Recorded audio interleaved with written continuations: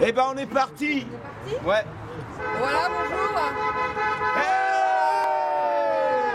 ben voilà, ça c'est une bonne entrée en matière. Donc on est vendredi 15 décembre et donc hier, jeudi 14 décembre, la SICOE est enfin devenue propriétaire du 146 rue Édouard Vaillant, bateau ivre. Voilà, bravo à tous.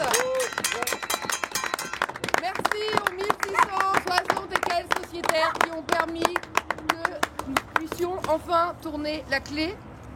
Et voilà. Alors on s'est entraîné. Hein. On a répété parce que bon, ça fait quand même 7 ans qu'elle attend et elle a le trac aussi. Enfin, c'est réel. On peut le toucher. Il est à nous. On peut le toucher. Il est à nous, mais il est à nous extensible, à nous qui n'est pas fermé. Et vous allez voir, on va vous expliquer ça. Attention, on tire la clé. Alors, poussons. Aidez-les. Poussez. Ouais.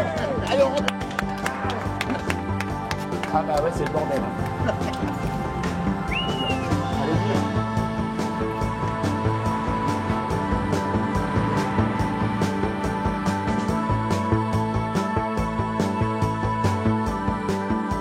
Quand on parle de lieu patrimonial, lieu emblématique et tout, c'est un lieu qui a une âme.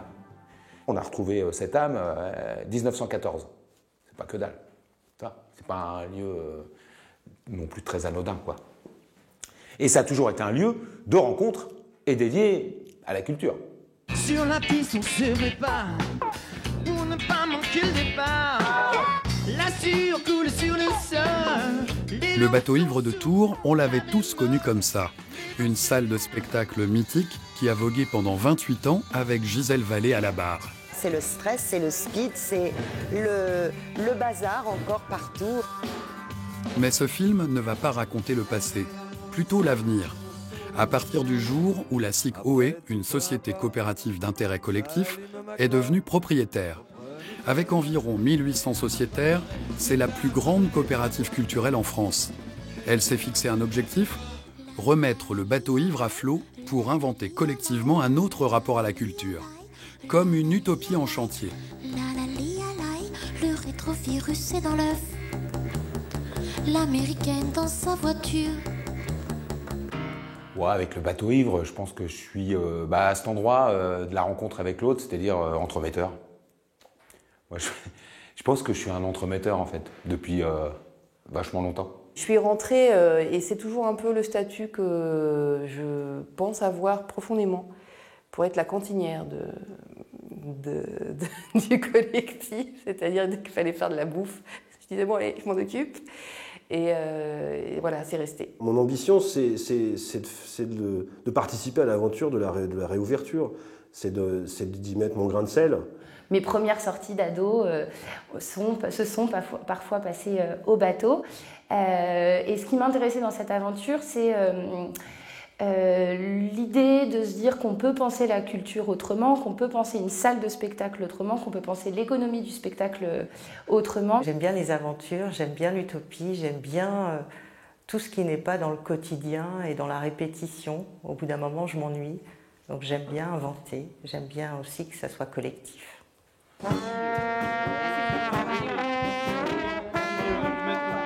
Les nouveaux proprios ouvrent les portes en grand. Dans leur vocabulaire, c'est une distillation, une façon de célébrer l'ivresse par des événements publics qui donnent une idée de ce que deviendra le futur bateau ivre. La salle était fermée depuis 7 ans.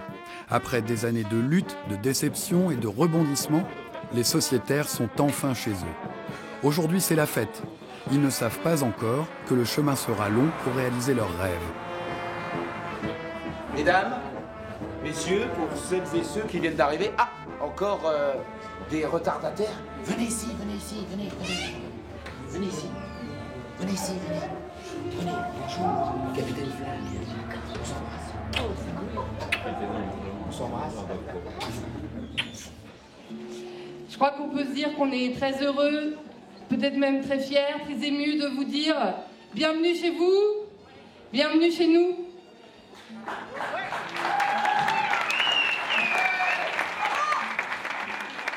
Nous ne sommes pas des hurluberlus fantaisistes, nous sommes tous, autant que nous sommes des citoyens impliqués, responsables, nous sommes les sociétaires d'une entreprise, la coopérative OE, qui s'est structurée, qui a pu se rendre crédible et qui aujourd'hui est enfin en mesure de véritablement reprendre ce lieu pour en faire un outil partagé qui sera à nouveau dédié à la culture, à la création, à l'expérimentation, au débat, à l'éducation populaire. Et ça c'est simplement possible parce que nous sommes plus de 1600 à y avoir fermement cru. Bicycle, bicycle, bicycle, I want to ride my bicycle, bicycle, bicycle, I want to... La remise aux normes et la transformation du bateau ivre nécessiteront de 400 000 à plus d'1 million d'euros. Il faut trouver des idées de financement pour compléter le sociétariat et les éventuelles aides publiques. La vente aux enchères d'œuvres offertes par des dizaines d'artistes de la ville donnera un premier coup de pouce aux futurs travaux. Qui participe pour la première fois à une vente aux enchères? Levez la main. Bravo, merci. Le principe est simple. Vous allez garder cette main levée toute l'après-midi. Et à la fin de l'après-midi, ça se passera à la caisse, là. On vous expliquera les détails. Est-ce que vous êtes prêts? Le bateau ivre a choisi comme premier numéro de la vente de sa renaissance un hommage au paradis artificiel de Baudelaire. Prochaine enchère est à 120 euros. 120. 130 au casque blanc. 120 euros, c'est vous, là-haut, en renonçant. 130, 140, 150, 160, 10, 180. 200. 200 à voix haute. Qui dit 350 euros? Pas d'enchère supérieure à la somme de 320 euros. 340 pour vous être agréable. 340, c'est agréable. Miss consulte. 330 si vous voulez. Que ferait-on pour le bateau ivre? Pas d'enchère supérieure à la somme de 320 euros. Adjugé, celle-ci s'attend. Je suis scotché qu'on ait réussi à concrétiser le truc et qu'on arrive à atteindre le chiffre de plus de 18 000 euros. Moi, je suis vraiment éblouie, quoi. C'est une utopie qui ne s'arrête jamais. Elle est infinie. On ne sait pas où on va, mais on l'a construit. C'est l'utopie, c'est le rêve qu'on n'a pas encore construit, qu'on est en train de faire, tout le temps.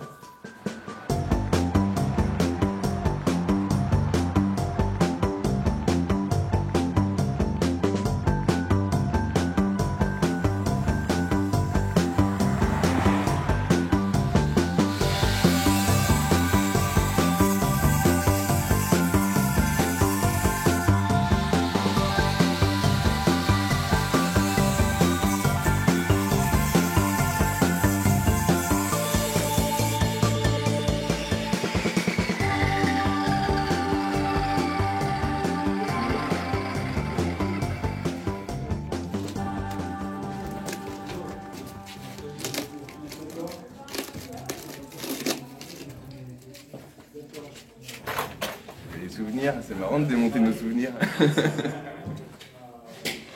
Bon, allez. T'as réussi à en décoller déjà ou bien? Ouais, franchement, les premiers que j'ai fait, ouais, ça sera tout seul. Après, il en reste pas mal. Faut les faire les uns. Parce que là, il y a toute une ligne. Il n'y a pas grand chose à faire. Le premier, c'est blaireau là-bas. Même pas les blaireaux, mais blaireau tout seul. Ouais, parce que c'est con, le blaireau, là, il a son nez, il a ce dessin-là en plus. Ah oui, celui-ci. Ouais. Ah écoute, oui. Ah voilà, le prochain c'est blaireau, après debout sur le zinc. Tu peux choper une livresse. Ah oui, une livresse, ouais. Tu peux choper celui-ci, tu peux choper celui-là. Voilà. Ça va être bien celui-là, ouais, c'est presque bien, sur deux là, c'est bien ça. Ouais. Ça va tout faire. C'est bien. Avant que les entreprises viennent chez nous pour faire le chantier qu'on leur a demandé de faire, on déménage, on nettoie, on range, on met à l'abri ce qu'on a envie de conserver. C'est tout. C'est normal, on est tous les bénévoles, d'abord ils sont chez eux. Tu vois, toi t'es chez toi et tout le monde est chez toi, on est tous chez nous et puis on fait notre part pour récupérer nos affaires. On range nos affaires.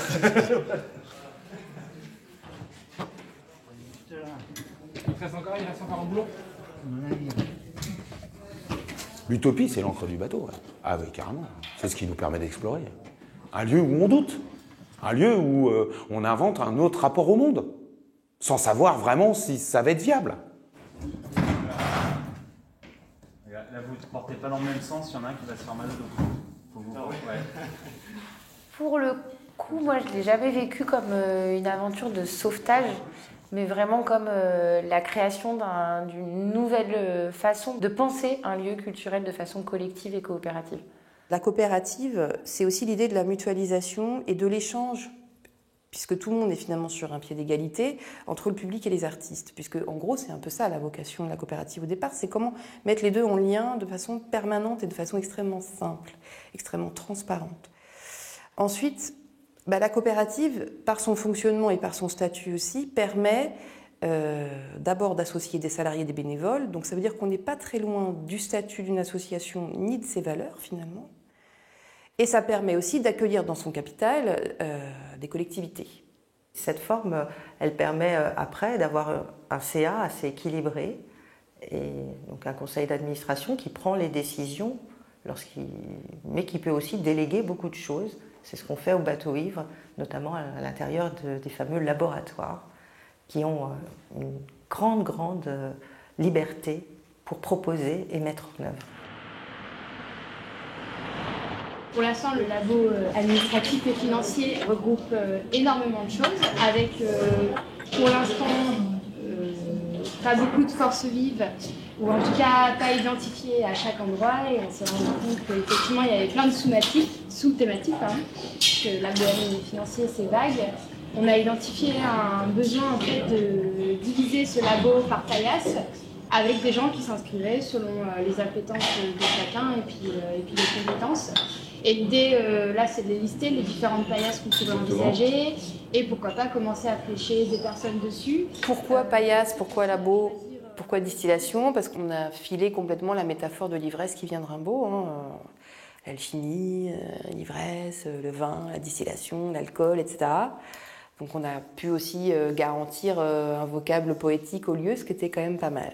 Le vocabulaire de la distillation, des labos, de la paillasse, c'est l'innovation perpétuelle parce qu'en fait, on écrit tout au fur et à mesure des semaines, des mois. Rien n'est écrit à l'avance.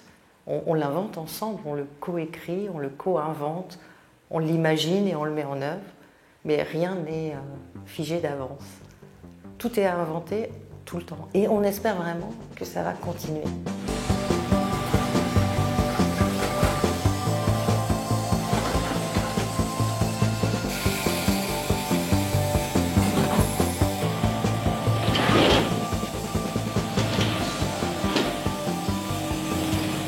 J'ai envie de remettre la culture au centre de la vie politique, en fait, au centre de la cité, comme un moyen de faire sens ensemble, comme un moyen de se rencontrer mieux, comme voilà. Donc je veux en faire un pilier, en fait.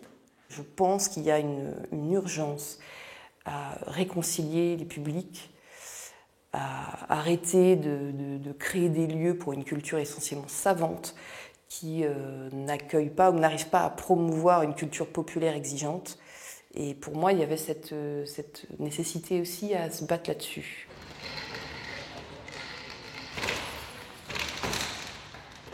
On a 3 heures segmentées. Première heure, on les accueille ici, 20 minutes, trio saugrenu qui joue. Ils rentrent dans la salle. À 18h20-25, on est prêt. On balance le PowerPoint. L'info générale est commune. À la fin de ça, les artistes se succèdent sur scène. Deuxième heure. Entre 19 et 20h. À 20h, les artistes qui joueront là au pied de l'escalier et qui appelleront les gens pour venir boire le verre de l'amitié. Le boire de l'amitié, souscription, achat de t-shirt, prendre le kit pédagogique et autres. Parfait. Nickel. On organise une soirée festive pour lancer la deuxième souscription, la deuxième campagne de souscription. Et l'idée, c'était que si on mobilisait au mieux plein de gens, des artistes mais pas que, des sociétaires lambda, on allait pouvoir en faire des forces vives pour qu'eux-mêmes deviennent des forces de communication et de transmission, de diffusion de l'information autour de cette campagne.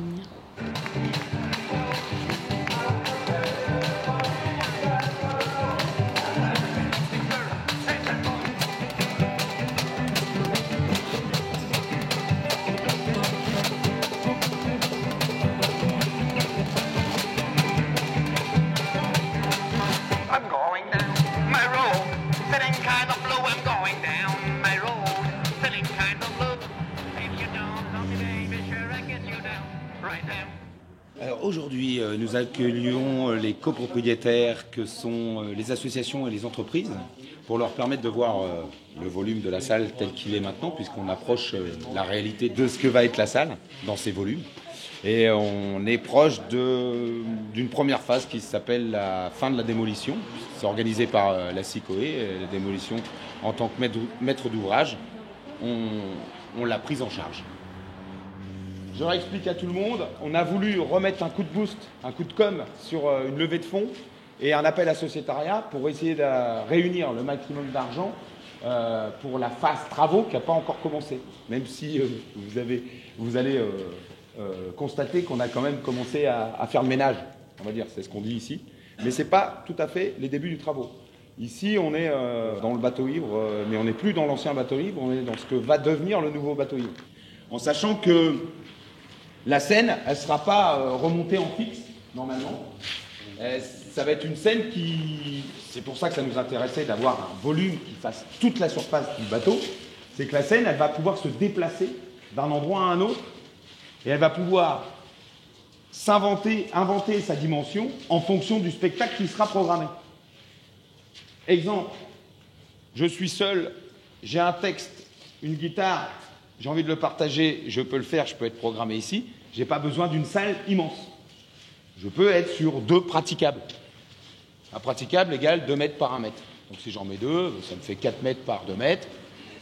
Et cette scène-là, on peut la placer au milieu. On peut la placer dans un coin.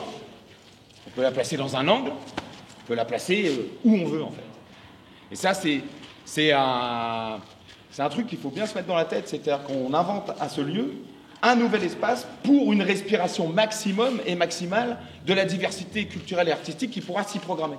C'est un bar qui va plutôt s'appeler café culturel, qu'on n'a pas encore baptisé d'ailleurs, mais c'est un bar qui va avoir une amplitude d'environ 5 jours d'ouverture dans la semaine. On ne sait pas forcément quels seront ces 5 jours, mais en gros ça veut dire ça, qui va fonctionner avec des salariés et avec des sociétaires bénévoles. La salle a une jauge de 299 personnes, parce que c'est le bateau ivre. Le bar, c'est le bateau ivre, mais c'est aussi la salle. Et donc tu pourras louer, en tant que sociétaire ou non sociétaire, la salle, suivant une grille tarifaire qu'on a mis en place. Donc tu pourras y organiser ton activité artistique ou ton activité culturelle, et donc créer l'événement.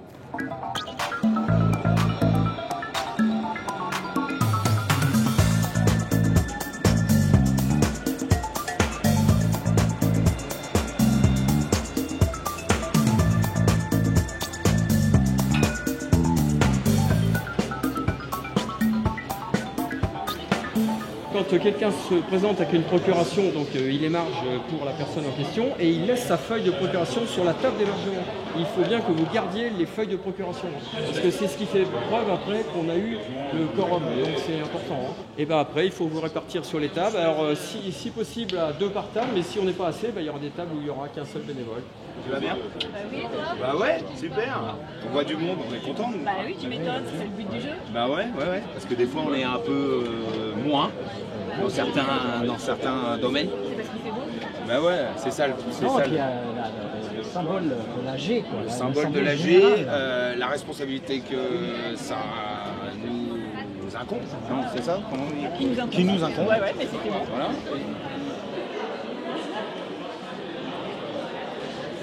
Surtout, ne laissez pas les listes d'émargement sur la table.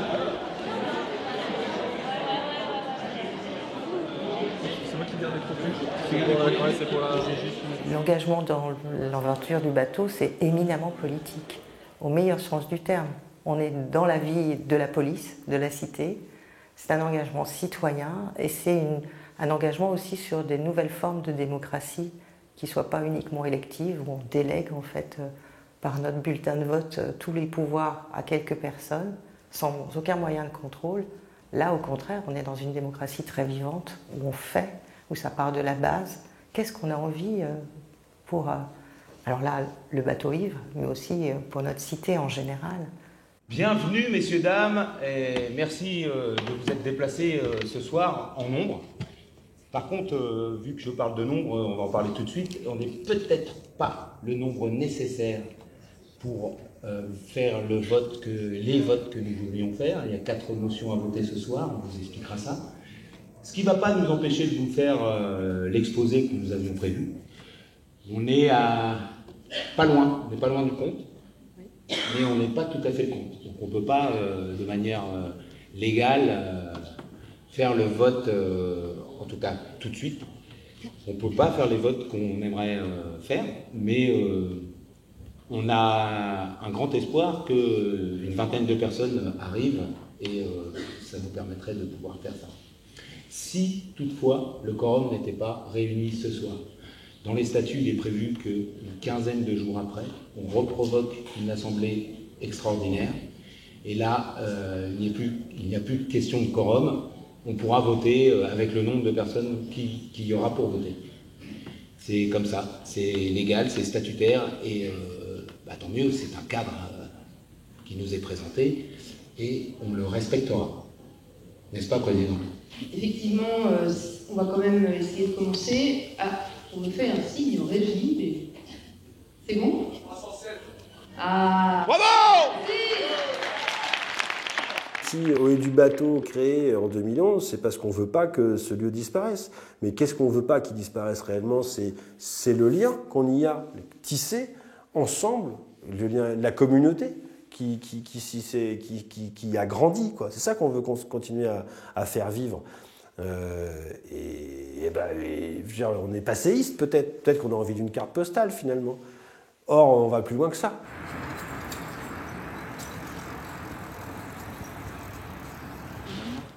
Maintenant que la dynamique est ancrée au et du bateau, commence à devenir un véritable interlocuteur pour les institutionnels, avec lesquels les rencontres s'organisent. Un rendez-vous a eu lieu avec le conseil départemental et une rencontre est bientôt prévue avec le maire de Tours, Christophe Bouchet. En octobre, la SIC organisera de nouveau une vente aux enchères comme les 2 précédentes, 18 000 € pour les œuvres d'art et plus de 2 500 € pour les banquets. Mais cette fois, il s'agira de vendre des plâtres, les plâtres du bateau ivre avec quelques signatures ou messages laissés dessus, comme par exemple celui d'Olivia Ruiz. Évidemment, les sommes collectées serviront pour les travaux, car l'ouverture est attendue pour l'hiver 2019. Vous entendez, les gars? L'ouverture l'hiver 2019, on bouffe et on s'y remet. Non, mais je dis ça, je dis rien.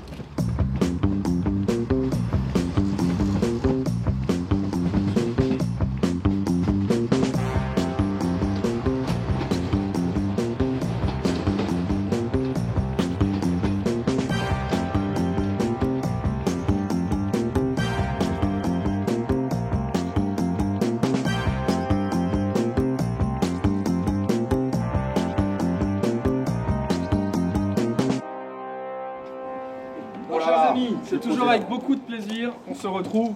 C'est la 3e vente en quelques mois. C'est intense. Je ne m'attendais pas, le jour où j'ai dit oui, qu'on me demanderait d'organiser autant de ventes aussi souvent.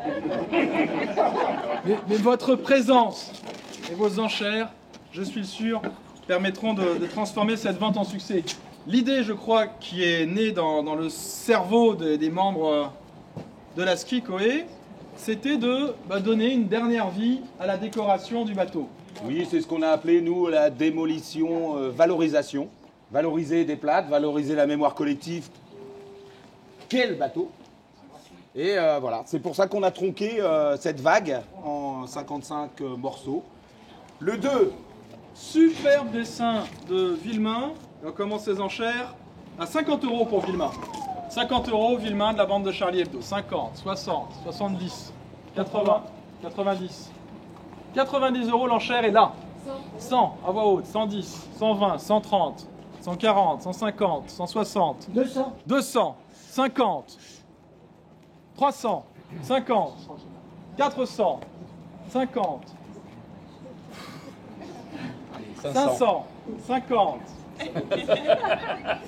Allez, 600. 600, 50. Des Villemain, des Charlie. 700, 50. Madame, vous avez levé la main.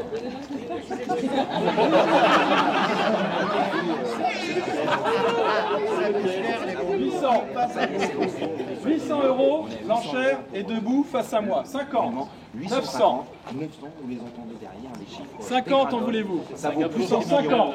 Et je pense que... 1000 € pour Villemain. 1050 pour vous être agréable? 1050 alors. 1100. Je pense que madame s'accroche. 1100, l'enchère est face à moi. Merci pour vos enchères. Vous allez pouvoir vous en rattraper. Il en reste 53 avant. À 1100 € une fois. 1100 € deux fois. Adjugé.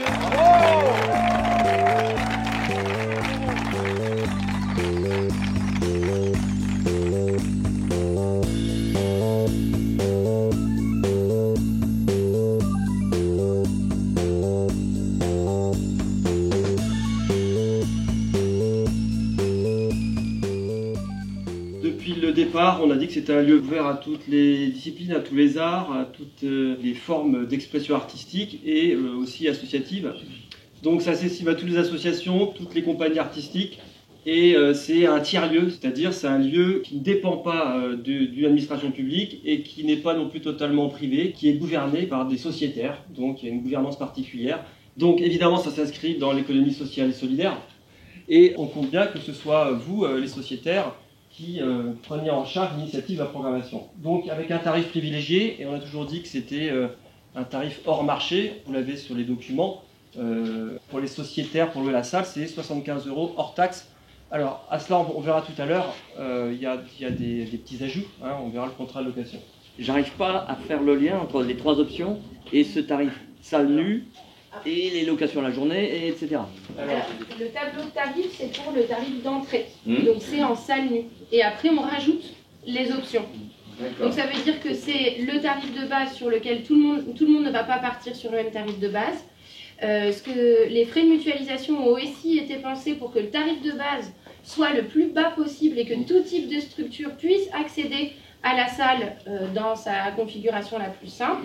Et après, se rajouteront les options petites techniques, techniques avec ingénieur, etc. Quand on est dans le cinéma, la part exploitant, sur 4 € par exemple, la part exploitant c'est 1,30 € environ. La part qui revient à l'exploitant c'est 1,30 €. Donc si effectivement là on redonne 2 € à OE du bateau, ce que je peux très bien comprendre, hein, mais là du coup c'est à perte. C'est le principe qui est important d'acter ce soir. Est-ce qu'on est d'accord pour qu'il y ait une participation pour chaque classe? Oui ou non? Et après, c'est une histoire de curseur et à travailler en labo finance et en labo vie de la coopérative pour arriver au meilleur positionnement, en sachant qu'après, on le met en place, puis ça peut toujours évoluer par la suite. Ce qui est important aujourd'hui, c'est d'acter le principe. Pour le coup, le doute pour moi persiste encore sur la viabilité du modèle économique parce qu'on change complètement de paradigme, on tourne le braquet de l'industrie du spectacle d'une modalité qui en tout cas n'existe pas en région centre et existe quasiment pas ailleurs en France. Donc tant qu'on n'aura pas vécu 3 mois, 6 mois, 1 an, la question se posera. Après, il y a un collectif de 1200 personnes derrière. Il y a aussi une capacité à développer peut-être encore plus de bénévolat et d'engagement. Enfin, des solutions, il en existe plein. Donc, je doute. C'est pas que je doute, c'est que je suis assez convaincue qu'aujourd'hui, on n'a pas trouvé le modèle économique. Mais je suis aussi assez convaincue qu'on le trouvera demain.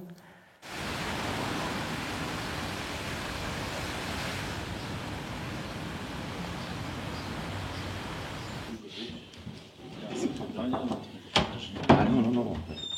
Il y a un déblocage de porte. Ah. Bonjour madame. Bonjour. Quelle large porte. Bonjour.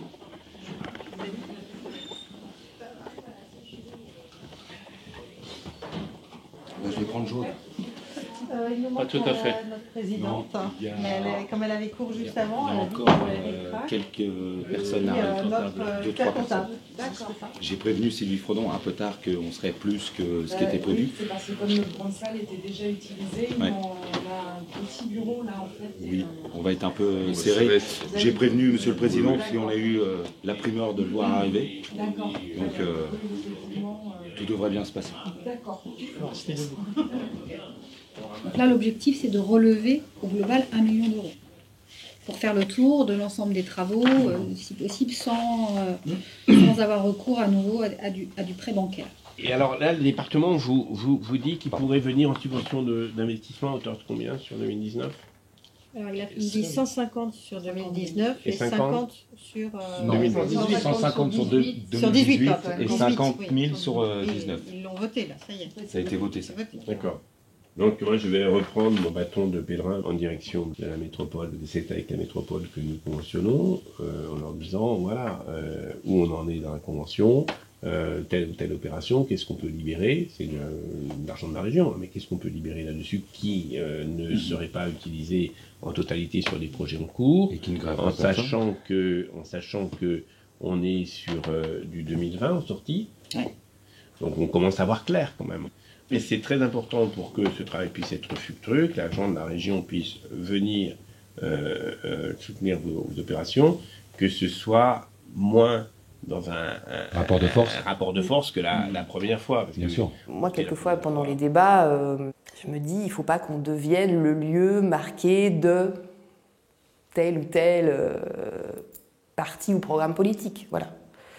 Et en réalité, dans le concret, les choses sont souvent beaucoup plus simples, en fait, et plus saines, finalement. Le rapport aux politiques, il est très simple. Pour moi, c'est le lieu. En fait, on n'a pas focalisé sur une relation avec tel ou tel politique. On a focalisé sur le lieu et l'importance que ce lieu soit là, présent, ici et maintenant, et pour l'éternité. Du coup, on a provoqué tout le monde.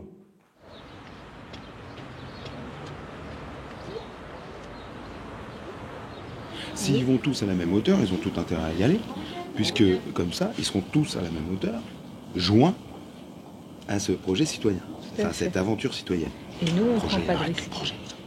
Et nous, on ne prend pas le risque au changement d'élu, tout soit remis en cause. C'est aujourd'hui, c'est acté, point.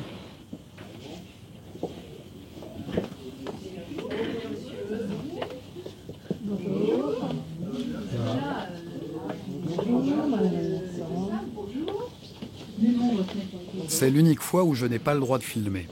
Les élections municipales se tiendront l'année suivante. Ce rendez-vous est crucial. La coopérative espère une enveloppe de 200 000 € pour lancer les travaux. J'en étais sur les 50. Moi Vous voyez aussi. gros comme une maison. Moi aussi. C'est un peu décevant quand même. C'est super décevant. C'est super décevant. C'est pour ça que maintenant, il faut que vous obteniez les lieux de stockage, il faut que vous obteniez le financement du matériel et le prêt du matériel. Il faut bien Alors, est-ce qu'il faut qu'on obtienne c'est tout ce qu'on a dit sur les parkings. Mais ça n'empêche pas, il faut tout. Il faut les parkings, il faut toutes les démarches administratives, la facilitation des démarches administratives. Par contre, dans la convention, il faut rajouter les lignes qui vont bien pour bloquer le fait qu'il y a 50 000 minimum qui reviennent tous les ans pendant au moins 3 ans. Mais ça, c'est pas nécessaire. Ben ça, c'est ce qu'il faut que vous fassiez rajouter dans la convention. Il n'y a pas de raison que cette convention soit signée sans ça. Ils l'ont répété au moins 10 fois. Oui. Alors, ils n'ont pas dit que ça serait 50 000 tous les ans. Justement, c'est là qu'il faut qu'on glisse la phrase. Attends, j'ai essayé de lui faire dire. Oui, mais Ouais, ça mais n'a rien du Mais ça n'apparaît absolument pas dans la convention. Vous faites une proposition de rédaction dans ce sens-là. Ça ne marche pas. La co-construction pour les politiques, c'est toujours un peu difficile. C'est pas dans la culture politique française. Il faut apprendre. On va apprendre ensemble. Et plus il y aura de structures et de projets comme le nôtre, plus les politiques s'habitueront à travailler autrement aussi. Ça fait partie des enjeux. Ça fait partie de l'enjeu démocratique du bateau. C'est ça qui est bien d'habiter dans un village, c'est qu'on peut aller d'un lieu à l'autre sans problème. C'est fermé. Voilà.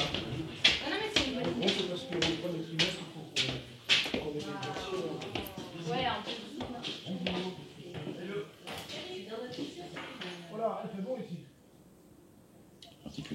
Salut Sophie, c'est Carole Doé. Ça va? Tu es sur la convention, nous aussi. Nous étions arrivés à l'article 2, durée de la convention. Ouais, attends, je te mets en haut-parleur, bouge pas. Moi j'étais à l'article 3 où je rajoutais le coût total estimé éligible du programme des travaux de la durée de la convention est évalué à 1 153 000 conformément au budget prévisionnel figurant à l'annexe 2. Ces travaux pourront être menés par phase sur plusieurs années, l'objectif étant de permettre une ouverture à minima avec toutes les mesures de sécurité pour fin 2019 en phase 1. Ouais. Parce qu'en fin de compte, je trouvais que c'était important de rajouter ça pour derrière leur permettre d'expliquer pourquoi on veut un accompagnement pluriannuel. Ben, surtout pour se départir des 20% de variation qui peuvent nous bloquer complètement. Quoi. C'est les 20% qui sont dangereux là. Donc il faut trouver un moyen d'effacer ça.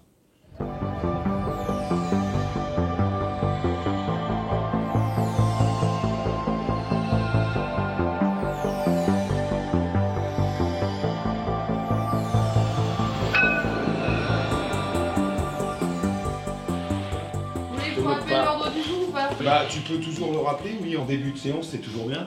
Alors, parmi les points qu'il faut qu'on évoque absolument, il y a le rendez-vous avec la ville, si vous voulez avoir des infos complémentaires sur la convention qu'on a signée avec eux.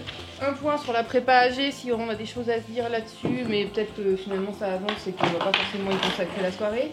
Non. Et puis peut-être faire un bilan aussi de ces 2 dernières années, et Benjamin souhaitait s'exprimer à ce sujet, donc ça serait aussi un moment où tu pourras intervenir peut-être. Le premier point, c'est que finalement, moi, c'est pas forcément la salle qui m'intéresse, mais c'est vraiment le projet collectif et ce modèle de faire quelque chose de différent. Donc ça m'a permis de prendre ce recul. La frustration que j'ai eue, elle vient, pareil, c'est que j'ai jamais réussi à trouver mon rôle dans ce CA, savoir à quoi je servais. J'ai l'impression d'avoir fait des propositions, même argumentées, mais pas avoir forcément un temps d'écoute ou être entendu, ou voilà, de ne pas aller vers des décisions. Voilà, je pense que toute cette chose-là va faire que moi, ce que j'avais envie de mettre dans ce projet et d'essayer de le mettre et d'essayer d'être force de proposition et que ça avance pas dans mon sens-là, ça va créer des frustrations. Dans ce que tu as dit aussi, il y a quelque chose qui m'interpelle, c'est qu'il y a effectivement quelque part 2 projets dans le projet et qu'il faut savoir où sont les priorités à certains moments. Il y a un projet qui est de rouvrir une salle avec un projet culturel et puis il y a un projet plus politique et plus citoyen qui est de le faire autrement. Et on navigue toujours entre les deux, chacun est intéressé par l'un ou l'autre et voir les deux.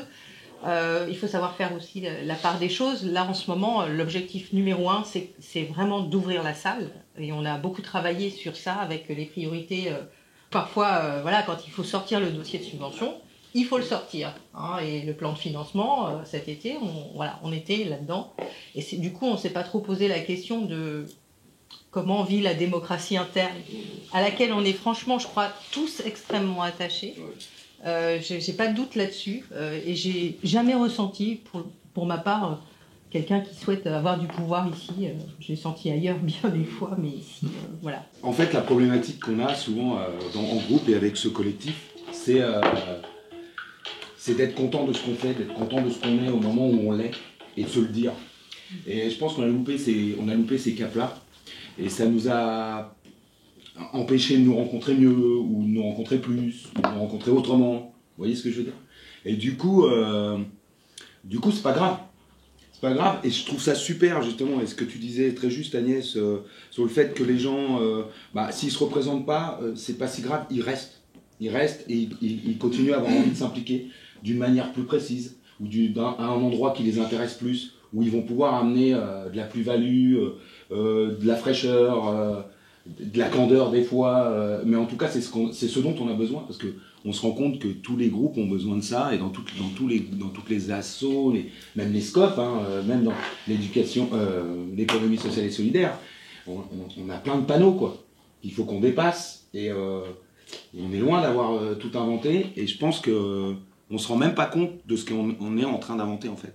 Une gouvernance partagée, c'est une chose, mais ça n'empêche pas ni les conflits, ni les désaccords. Voilà. Ce qu'on n'a peut-être pas trouvé, c'est le moyen de les résoudre.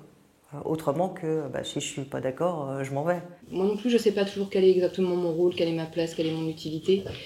Je sais souvent quand même quelle est ma responsabilité. C'est souvent comme ça que ça se pose et que ça s'interpelle et ça se questionne. Mais moi, je vis une très belle aventure depuis 5 ans, enfin, bientôt 6. Et c'est grâce à vous. Enfin, c'est grâce aux 1732 qu'on est, mais voilà, c'est grâce à ça, c'est grâce à cet élan et cette envie qu'il y a eu à un moment donné que ce lieu ne disparaisse pas, que ça a pu s'engendrer, et je trouve ça formidable. Moi, encore une fois, voilà, j'ai plutôt envie de retenir cette formidable énergie et tout ce qu'on a réussi à faire quand même depuis que la SIC existe, c'est-à-dire depuis octobre 2016, non seulement créer la SIC, aller porter témoignage partout de ce qu'on vit, aussi bien au sein de l'URSCOP qu'à droite, à gauche et probablement encore au nord, au sud bientôt. Évidemment... À l'ouest, à l'est. Ah bah oui, mais évidemment acheter le lieu, faire 3 distillations quand même en moins d'une année, enfin 3 distillations ou 3 ventes aux enchères surtout, et 2 distillations. Déposer un permis de construire, l'obtenir, résoudre des difficultés auprès du voisinage et commencer à obtenir de l'argent de la part des collectivités territoriales. C'est quand même pas mal.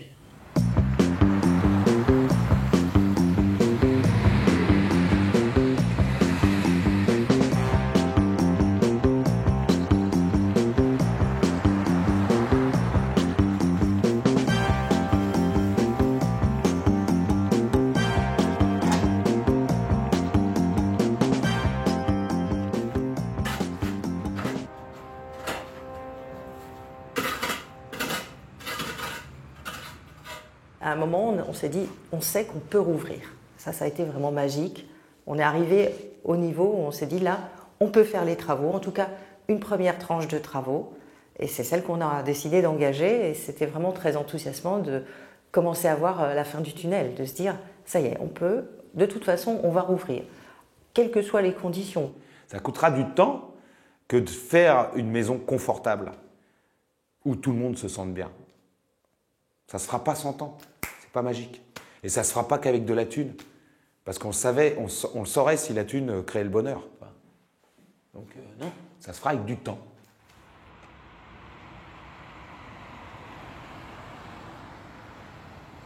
On a soulevé quand même un espoir quand on a dit on va rouvrir, mais on a soulevé cet espoir il y a déjà 10 ans. Donc là, il est quand même temps que ça se passe. Je crois que ça finit par faire un peu... en même temps qu'il va lentement, va sûrement, comme tu dis. Donc voilà, c'est vrai qu'on est très content qu'enfin les travaux commencent, parce que moi, ça fait 3 mois que les collectivités me tannent, me disent « Voilà, ça commence quand ?» Demain. La semaine prochaine, voilà. Et donc, on a même décalé des événements qui devaient se passer dans le lieu parce que, justement, la conduite du chantier était encore un peu en suspens, mais c'est pas grave, on va prendre le temps de faire les choses. Et en même temps, l'architecte s'est engagé à tenir les délais. Eh oui. Ah bon. Ben, comme vous tous. Ça c'est un autre sujet. Non, mais comme vous tous. Non, mais alors ça, c'est hyper important, effectivement. Alors, si, on voulait en arriver là aussi. C'est-à-dire qu'on est content que vous soyez là et on est sûr que vous allez être des grands professionnels, mais il va falloir qu'on respecte vraiment les délais parce qu'il y a des gens qui commencent à s'inscrire, c'est-à-dire qui commencent à dire voilà, la salle, nous, on va l'utiliser à telle date. Donc on a un planning. Voilà. Je ne sais pas si c'est mon caractère, j'ai jamais perdu patience. Je pense que c'est maintenant que je suis en train de perdre patience, parce que, pas de perdre patience, mais il y a, je pense, au sein de tous les gens du collectif qui ont été vraiment des piliers ou des chevilles ouvrières depuis la constitution de la coopérative, mais même avant, il y a une forme de fatigue, je pense plutôt. C'est pas qu'on perd patience, c'est qu'à force, il va vraiment être temps que ça ouvre. Il y a des moments où je me suis dit que peut-être ça n'allait pas ouvrir, peut-être ça n'allait pas marcher, peut-être ça n'allait pas... voilà. Mais on ne pourra pas regretter d'avoir... insuffler cette énergie, cette dynamique et tout ce que cette dynamique a généré comme rencontre, comme envie, comme désir, comme possible.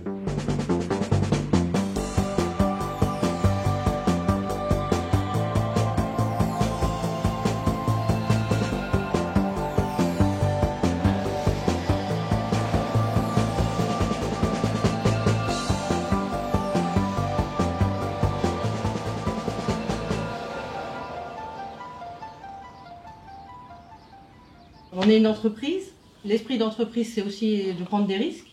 Peut-être que le risque à prendre au départ, c'est que ça soit pas très cher pour attirer beaucoup de monde, en sachant qu'on va créer peut-être un petit déficit, qu'on ne sera pas à l'équilibre la première, la deuxième. En sachant que c'est pas les locs qui vont nous... Voilà, mais je sais pas, c'est peut-être ça qu'il faut tenter. Je suis assez d'accord. Ouais. C'est toute la question qui est posée. Nos sociétaires, à un moment donné, on leur a vendu du rêve en leur disant vous allez louer le lieu en pas cher. Bon. Et puis d'un seul coup, ils se rendent compte que c'est beaucoup plus cher qu'ailleurs et que ça va bon. Et pour l'instant, c'est difficile de se projeter compte tenu aussi du flou dans lequel on est, moi je pense. Juste pour faire un corollaire, donc a priori, l'ouverture, on va pouvoir tenir les délais qu'on s'était fixés. Fin avril, le 26. Exactement, je voulais vous partager ça, qu'on ouvrirait bien le dimanche 26 avril, en sachant que la première loc c'est le 30, et ce qui nous laisserait assez de temps pour accueillir un peu nos sociétaires dans notre nouveau bateau, et prendre le temps de faire des petites surprises, des petits discours, des petits remerciements, sans en faire trop, à la cool, avoir la joie juste d'être à l'intérieur, de boire des coups et d'en parler. Qu'est-ce que vous en pensez? C'est bien ça, non?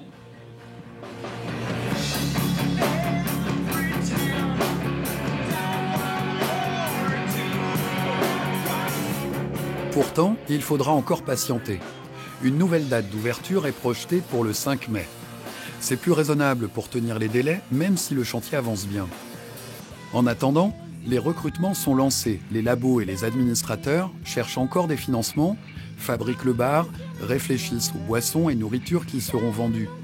Le labo Vicop poursuit son travail sur la gouvernance, tandis que le labo distillation imagine à quoi pourra ressembler l'ouverture.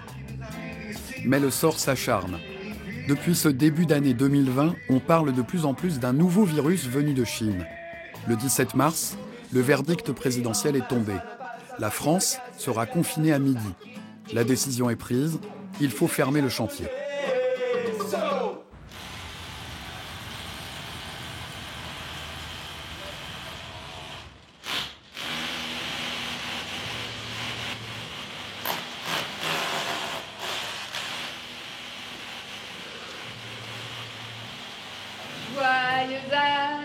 Oh merde, ouais, c'est vrai. C'est ton anniversaire? C'est mon anniversaire.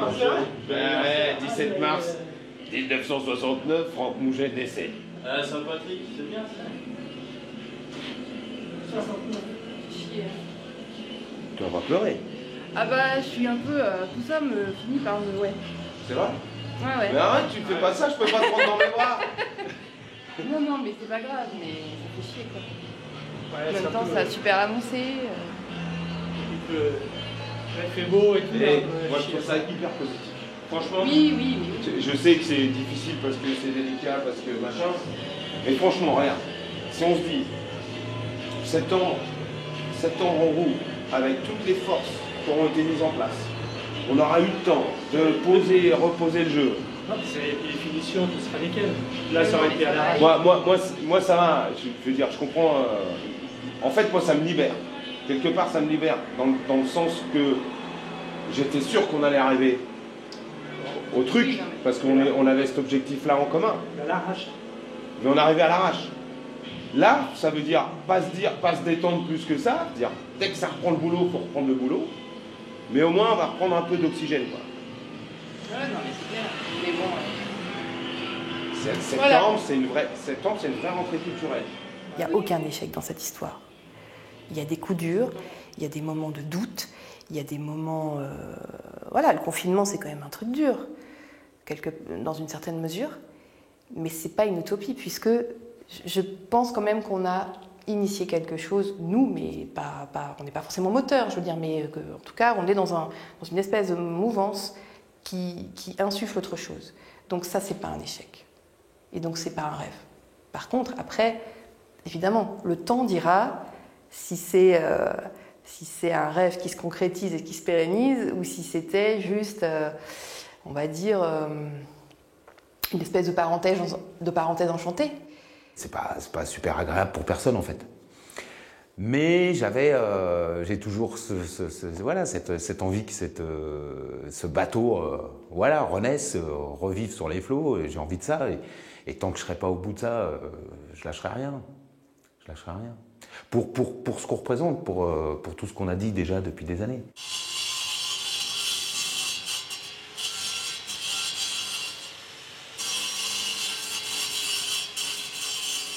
La police municipale est passée, la police nationale aussi. Je suis arrivé à 5 minutes en fait. Mais bon, peut-être qu'ils vont repasser, peut-être pas. Là, il finit là pour qu'ils puissent mettre une baie vitrée ou finir là. On essaye de fermer partout et après... L'utopie, c'est un peu l'horizon. C'est plus tu t'en approches, plus elle s'éloigne en fait.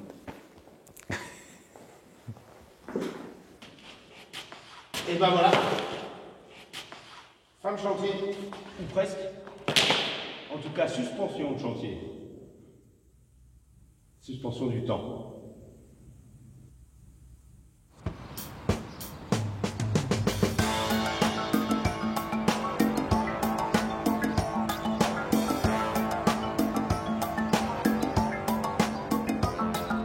Les travaux ont finalement pu reprendre et se poursuivre tout l'été. Les premiers salariés ont été recrutés. Le bateau ivre, transformé en café culturel, voguera de nouveau 10 ans après sa fermeture. La folie d'une poignée de rêveurs en 2010 est partagée par plus de 1800 sociétaires en 2020. L'utopie en chantier devient enfin une réalité.